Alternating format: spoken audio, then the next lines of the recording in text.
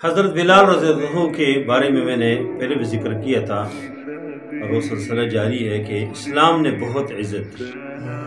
لیکن یہ عزت تب ان کو ملی کہ اس نے بہت ساری قربانیاں دی۔ حضرت بلال رضی اللہ عنہ امیہ بن خلف کے غلام تھے، وہ ان سے بہت سخت کام لیتے تھے، بہت مشکل اور مشقت میں ڈالتے تھے،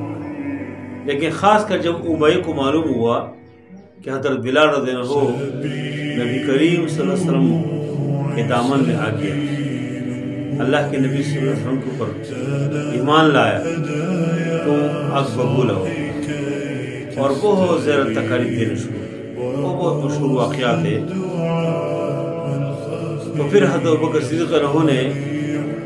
حضرت بلال کو ان حالات میں دیکھے تو ان کے آقا سے کہا کہ حضرت بلال میرے اوپر فروخت کرو۔ اس نے کہا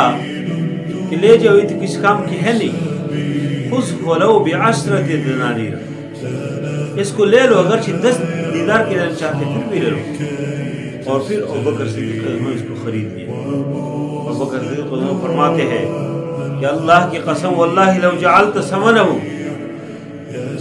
100,000 دینار لاشتریتہ منک، فرمایا اگر آپ اس کی قیمت لاکھ بھی مقرر کرتے تو میں نے اسے خرید نہ تھا، لیکن اس نے یہ سمجھا کہ حضرت بلال کسی کام کی نہیں ہے اور کس طریقے سے جو ہے میرے گھر سے نکل جائے، اس لیے اس نے فروخت کیا۔ حضرت بلال رضی اللہ عنہ کو خرید کی جب نبی کریم صلی اللہ علیہ وسلم کی تشریف لائے، اللہ کے نبی صلی اللہ علیہ وسلم نے اسی حالت میں اس کو دیکھا، پرانے کپڑے، خون آلود، پسینہ پسینہ، اللہ کے نبی صلی اللہ علیہ وسلم بہت خوش ہوئے اور اٹھ کے حضرت بلال کو گلی میں لایا اور بہت خوشی کا اظہار کیا۔ نبی کریم صلی اللہ علیہ وسلم بہت خوش ہو گیا اور پھر اللہ نے اس کو بہت عزت دی، مؤذن رسول بن گیا۔ اللہ کے نبی صلی اللہ علیہ وسلم کے مؤذنین میں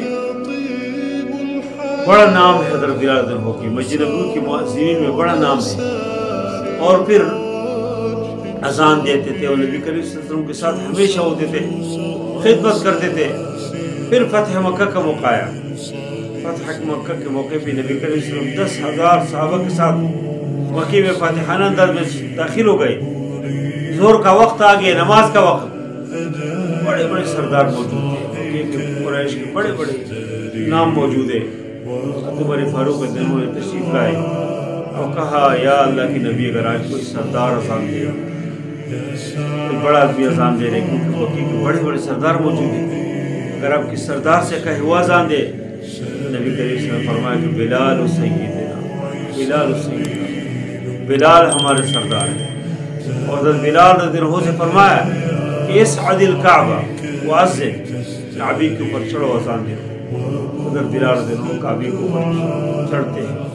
اور اذان دیتے ہیں، اپنی سریلی انداز سے اللہ کی کبریائی بیان کرتے ہیں، اللہ اکبر اللہ اکبر، اللہ تعالیٰ کی توحید کا اعلان کرتے ہیں، اشہد ان لا الہ الا اللہ، نبی کریم صلی اللہ علیہ وسلم کی رسالت بیان کرتے ہیں، اور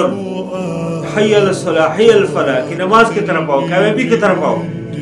اللہ اکبر لا الہ الا اللہ۔ یہ عزت اللہ تعالیٰ حضرت بلال کے نصیب میں نہ ڈالتا۔ ان لوگوں نے دیکھ لیا کہ وہ حضرت بلال ہے جس کی گلے میں رسی ڈال کے ہم مکی گلیوں میں اس کو سیٹتے، آج اللہ کے نبی نے اس کو سردار بنا لیا۔ کس وجہ سے سردار بن گیا؟ اللہ کے نبی صلی اللہ علیہ وسلم محبت کی وجہ سے، عشق کی وجہ سے، اسلام کے لیے قربانیوں کی وجہ سے، دین کے لیے قربانیوں کی وجہ سے حضرت بلال رضی اللہ عنہ کے نبی کریم سے فرمایا کہ بلال سیدنا، بلال ہمارے سردار ہیں۔ بلال حبش سے آئے تھے اور نہ کوئی خاندان، نہ کوئی نسب حسب، کوئی چیز نہیں، لیکن اسلام نے اس کو ایسے چمکایا۔ آج اگر کوئی چاہتے ہیں کہ عزت کسی کو چاہیے، کسی کو سکون و اطمینان چاہیے تو اسلام کے دامن میں آ جائے،